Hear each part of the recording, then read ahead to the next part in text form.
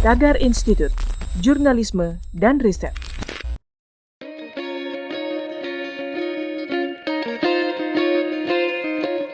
Halo Tagarians, para penonton Tagar TV dan juga pembaca Tagar ID, apa kabarnya? Senang sekali saya, Kori Olivia, bisa kembali menemani Anda di Tagar TV.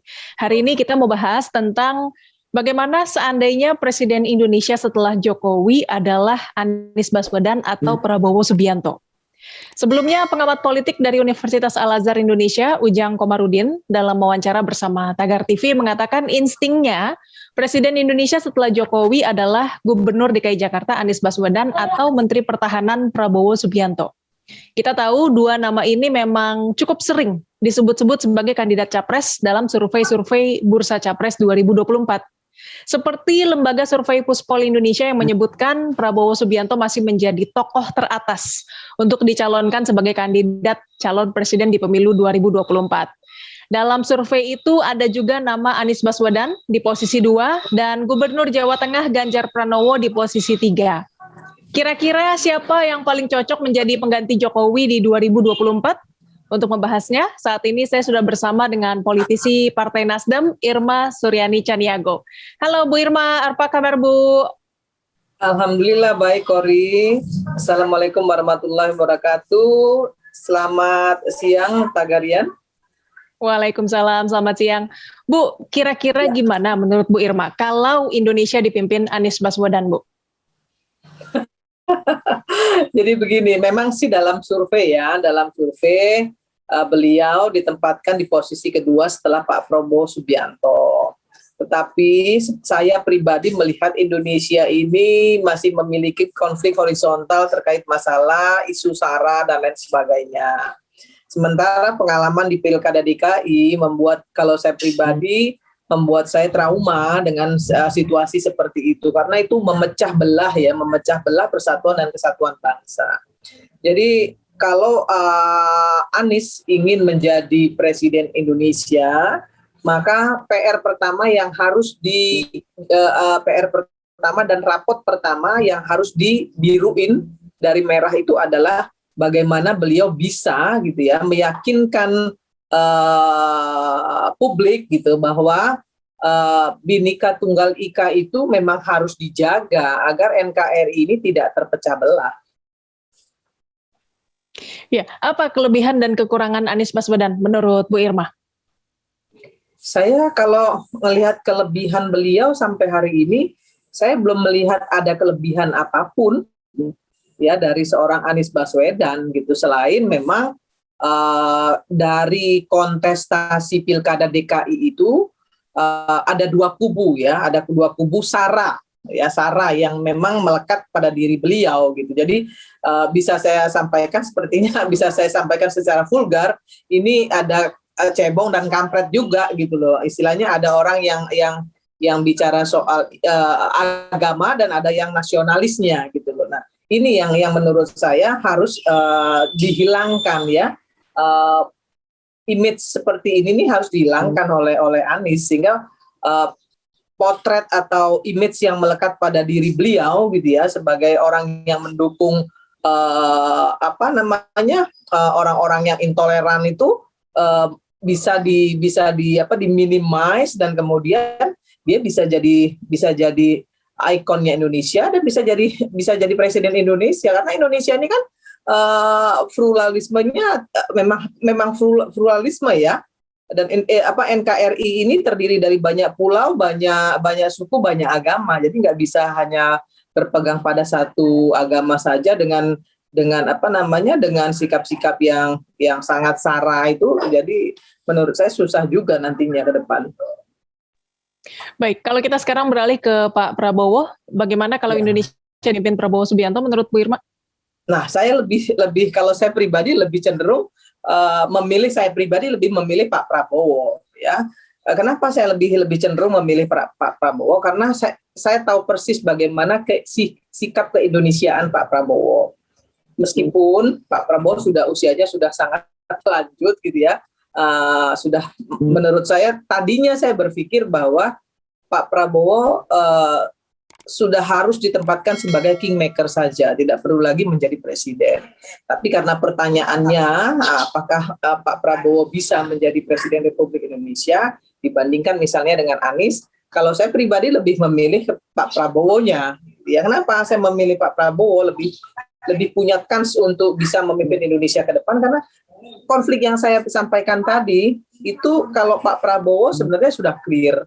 Ya, sikap-sikap keindonesiaan Pak Prabowo itu clear sebenarnya. Ya, kalau Pilpres kemarin kan itu salah satu cacat ya yang seharusnya juga harus diperbagi Pak Prabowo ke depan gitu. Tapi sikap pribadi Pak Prabowo jelas kok. Keindonesiaannya beliau, kebinekaan beliau itu jelas. Selain sifat keindonesiaannya, apalagi Bu kelebihan dan mungkin ada kekurangan Prabowo Subianto menurut Bu Irma? Kalau kelebihan, ya tadi sudah saya sampaikan, kelebihan beliau tegas, ya, beliau tegas, keindonesiaannya clear, gitu ya, kebinekaannya clear. Tapi satu hal, memang sampai hari ini saya masih belum melihat prestasi yang luar biasa dari beliau sebagai Menhan. Tapi kan kita bicara sebagai presiden, bukan sebagai menteri, ya, sebagai presiden. Apa yang kita bisa harapkan dari beliau? Salah satu yang saya harapkan adalah ketegasan beliau dalam mengambil sikap ke depan terkait hal-hal yang menyangkut persatuan dan kesatuan bangsa. Keamanan bangsa dan negara ini di atas segala-galanya. Baik, Bu Irma, kalau kita melihat sejarah nih dari Bung Karno, Pak Harto, Habibie, Gus Dur, Megawati, SBY, dan Jokowi, ini adalah presiden-presiden kita yang terpilih yang mendapat dukungan besar dari partai-partai nasionalis ya Bu ya? Ya, betul. Oke, nah masyarakat Indonesia lebih memilih figur presiden yang didukung partai-partai nasionalis daripada partai dengan label agama, benarkah seperti itu Bu? Saya kira begini, karena kan prosentase dari partai yang nasionalis dengan partai agamis ini kan lebih besar partai nasionalisnya daripada yang berbasis agama. Secara prosentase elektabilitas ya, di elektabilitas di electoral threshold-nya gitu ya. Maka memang rakyat Indonesia itu masih lebih memilih bagaimana menjaga persatuan dan kesatuan bangsanya daripada sekedar bicara soal agama. Kenapa? Karena agama itu adalah saya dan Tuhan saya gitu. Dan sudah jelas Indonesia ini kan 90% Muslim. Ya toh? Jadi itu sudah tidak perlu lagi dipertentangkan gitu. 90% Muslim dan Indonesia ini negara yang istilahnya demokrasinya demokrasi Pancasila, yang kemudian turunannya adalah Bhinneka Tunggal Ika, itu sudah clear gitu. Jadi sebenarnya tidak boleh juga dikotak-kotakan antara misalnya partai agama dan partai nasionalis. Saya sih nggak sepakat kita mengkotak-kotakkan seperti itu, karena itu nanti juga akan kembali memecah persatuan dan kesatuan bangsa, Kori. Oke, kalau misalnya Bu Anies Baswedan didukung PKS dan mungkin ada juga dukungan dari partai nasionalis lain, apakah ada kemungkinan beliau menang, Bu? Saya kira nggak semudah itu juga ya. Misalnya Pak Anies Baswedan bisa menang, ataupun Pak Prabowo juga bisa menang, saya kira belum tentu juga gitu. Jadi sementara posisi saat ini banyak juga rising star baru yang muncul. Misalnya seperti Sandiaga Uno, ya kan? Kemudian juga ada Ganjar Pranowo. Nah, ada juga Erick Thohir misalnya. Kalau menurut saya begini, Anies ini tergantung siapa wakilnya, dan Prabowo tergantung siapa wakilnya. Baru bisa kita bilang bahwa pasti si A yang menang atau si B yang menang.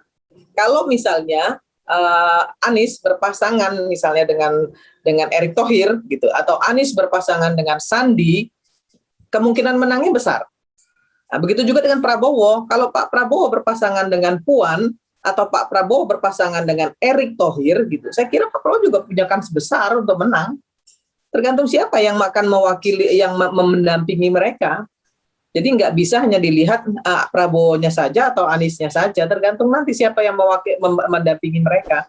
Karena hari ini kita menunggu pemimpin-pemimpin muda ini bisa menggantikan gitu ya, menggantikan para pemimpin-pemimpin yang sudah lu lagi itulah gitu ya. Saya sih udah nggak sepakat lagi dengan pemimpin-pemimpin yang usianya sudah tua-tua itu, mohon maaf gitu ya. Sudahlah, berikanlah tongkat estafet itu kepada yang muda-muda. Nah, yang tua-tua ini seperti Pak Surya Paloh selalu menjadi pembina, menjadi pendorong gitu ya, menjadi pemberi tongkat estafet. Saya kira itu jauh lebih lebih baik gitu untuk Indonesia ke depan, karena kan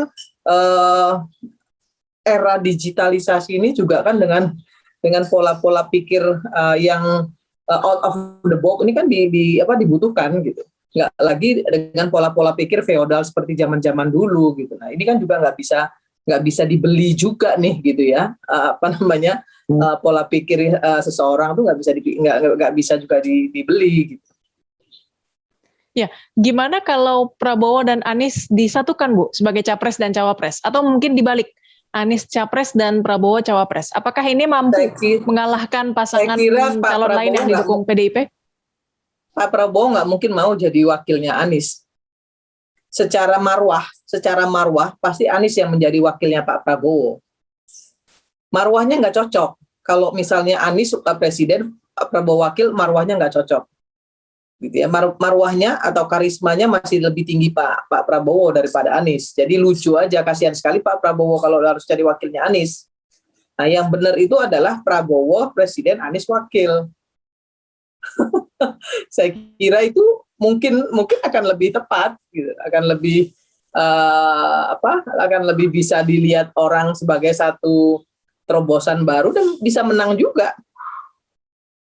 Ya, kalau Prabowo presidennya, Anies wakil. Tapi saya sih kepinginnya Pak Prabowo presiden gitu. Saya kepinginnya tetap wakilnya Ganjar Pranowo. Saya kira Ganjar punya kans besar lah. Ya. Mungkin nggak Bu Irma, PDIP mendukung figur Anies Baswedan atau mungkin mendukung Prabowo Subianto di 2024 nanti? Yang pasti PDIP tidak akan melepas salah satu posisi. Apakah dia sebagai presidennya ataukah sebagai wakilnya, nggak bakalan mereka lepas. Karena kan mereka partai pemenang terbesar. Ya, nggak mungkin mereka akan lepasin, nggak mungkin. Ya, jadi menurut saya ada dua skenario. Satu, Prabowo Puan atau Prabowo Ganjar. Yang saya lihat seperti itu. Pasti salah satunya harus dari PDIP. Entah sebagai presidennya atau sebagai wakilnya. Pasti antara dua. Prabowo presidennya, Puan wakil, atau Ganjar atau Prabowo-nya presiden, Ganjar Pranowo-nya wakil. Kan sekarang ini kan lagi dilihat nih elektabilitas antara Ganjar dan Puan ini mana yang lebih bagus. Nah, sekarang kan PDIP sedang bikin flying victim nih untuk Ganjar Pranowo nih kan. Ganjarnya seolah-olah dizalimi nih gitu ya, dizalimi. Nah, mereka akan lihat nih opini publiknya seperti apa. Cerdas PDIP. Oke, ini pertanyaan terakhir Bu Irma. Dari tadi kan Bu Irma sudah sebutkan nama-nama lain ya, selain Prabowo dan Anies ada Puan, ada Ganjar Pranowo dan juga Erick Thohir ya. Kalau instingnya Bu Irma sendiri nih, kira-kira siapa yang paling potensial jadi presiden Indonesia? Prabowo. Sudah pasti Prabowo ya, yang paling kuat ya kayaknya ya. Saya saat ini berharap, atau saya sendiri berharap dan melihat kebutuhan Indonesia Prabowo. Tergantung nanti siapa wakilnya. Tapi presidennya saya pribadi berharap Prabowo maju. Karena kita harus membereskan situasi keindonesiaan ini loh. Kita harus membereskan ini. Kalau enggak, Indonesia juga akan terpecah belah dan kita nggak mau itu terjadi toh. Iya. Oke, baik Bu Irma, terima kasih untuk waktunya Bu. Sama, Kori. Sehat selalu, sukses selalu Bu. Tagarians, demikian perbincangan saya bersama politisi Partai Nasdem Irma Suryani Chaniago. Subscribe YouTube channel Tagar TV dan klik loncengnya juga untuk mengikuti video menarik membahas topik terhangat hanya untuk Anda. Saya Kori Olivia, Tagar TV.